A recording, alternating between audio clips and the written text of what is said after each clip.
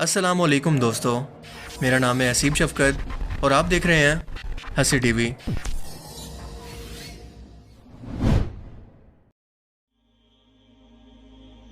रात के वक्त अगर हम आसमान की तरफ नज़र उठाकर देखें तो सितारों से भरा एक जहान नज़र आता है, जहां अरबों खरबों की तादाद में सितारे, सियारे, गैलेक्सीज और दूसरी एस्ट्रोनॉमिकल बॉडीज़ एक दूसरे के साथ बिल्कुल पास मौजूद या जुड़ी हुई नज़र आती हैं।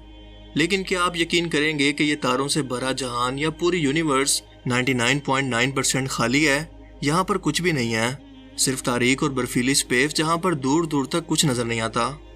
आसमानों पर एक साथ नज़र आने वाले सितारों के झुरमुट दरअसल एक दूसरे से कई लाइट ईयर की दूरी पर मौजूद हैं।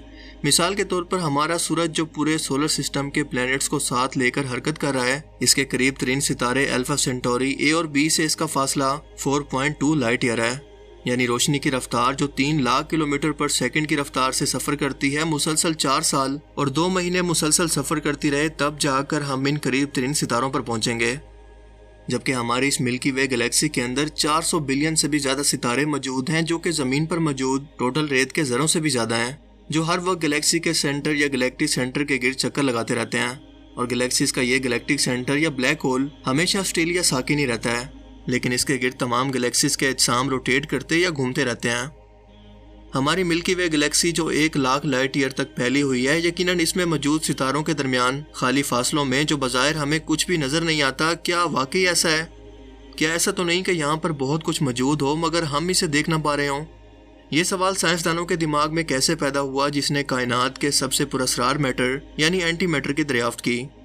ये ना नजर आने वाली पुरस्कार ताकत कैसे पूरी कायनात के निज़ाम और गैलेक्सीज को धागों की सूरत में जकड़कर अपने साथ जोड़े हुए है? और आइंस्टाइन की थ्योरी ऑफ रिलेटिविटी को इसने कैसे गलत साबित किया?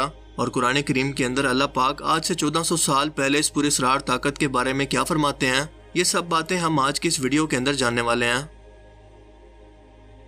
लेकिन सबसे पहले ये जान लेते हैं कि डार्क मैटर दरअसल होता क्या है।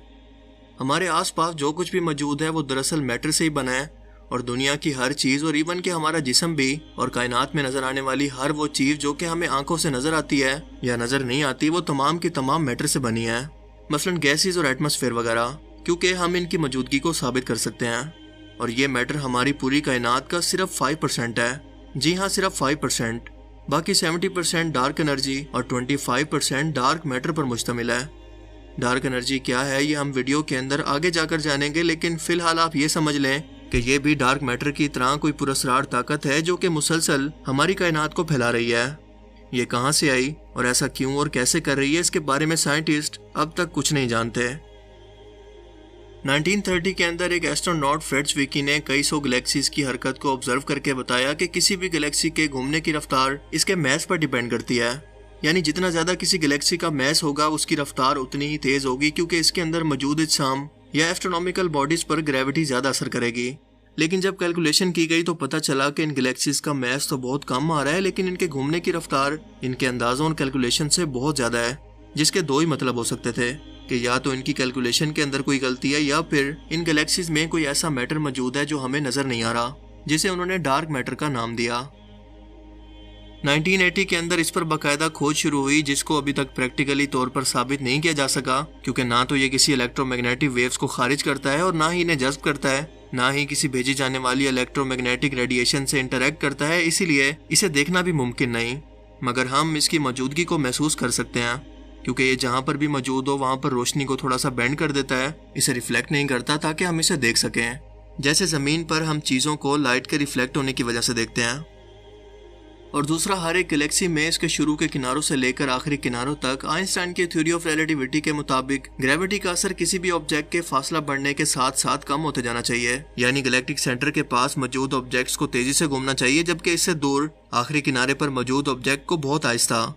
मगर हम देखते हैं कि ऐसा नहीं होता। ये सब के सब एक ही रफ्तार, ताकत और ग्रेविटी से घूमते हैं। जैसे सूरज के सबसे करीब तरीन मौजूद सियारे मरकरी पर सूरज की ग्रेविटी इतना ही ज़्यादा असरअंदाज होती है जितना कि ज़मीन पर, और इवन के सबसे दूर मौजूद प्लूटो सियारे पर भी, जो कि आइंस्टाइन की थ्योरी ऑफ रिलेटिविटी को भी चैलेंज करती है और इसे गलत साबित कर देगी जब डार्क मैटर का वजूद साबित कर दिया जाएगा।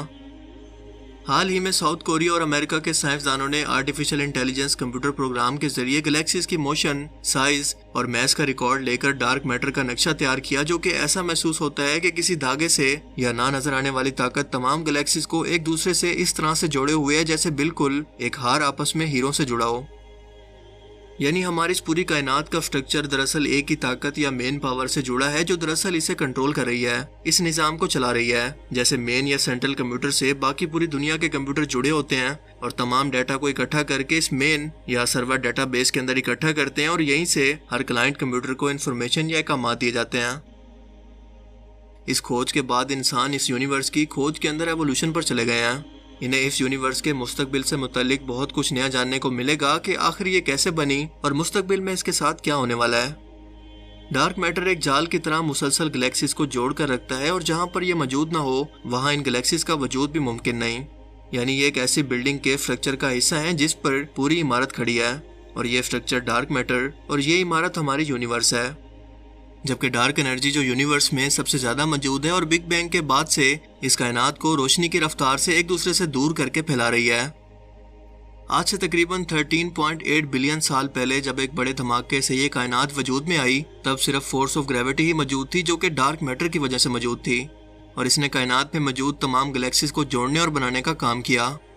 یہ تعداد کے اندر بہت زیادہ تھی جس کی وجہ سے یہ کائنات زیادہ تیزی سے نہیں پھیل رہی تھی، مگر جب گلیکسیز کا بننا شروع ہوا تو بہت زیادہ پھیلاؤ ہونے کی وجہ سے ڈارک میٹر کا اثر آہستہ آہستہ ان پر کم ہونے لگا، اور آج سے 5 بلین سال پہلے ڈارک میٹر کائنات کو جوڑنے کا کام کر رہی تھی، جبکہ ڈارک انرجی اس کو مسلسل پھیلانے کی کوشش کر رہی تھی، اور ڈارک انرجی نے اس جنگ کو جیت کر اس پوری کائنات کو روشنی کی رفتار سے پھیلانا شروع کر دیا، اور اب تک پھیلا رہی ہے، حتیٰ کہ ایک وقت آئے گا کہ پوری کائنات میں صرف ڈارک انرجی ہی رہ جائے گی اور ہماری یہ کائنات ہر لمحے 2 گنا سائز سے بڑھنے لگے گی، جسے سائنس کی زبان میں کہتے ہیں ایکسپونینشل ایکسپینشن۔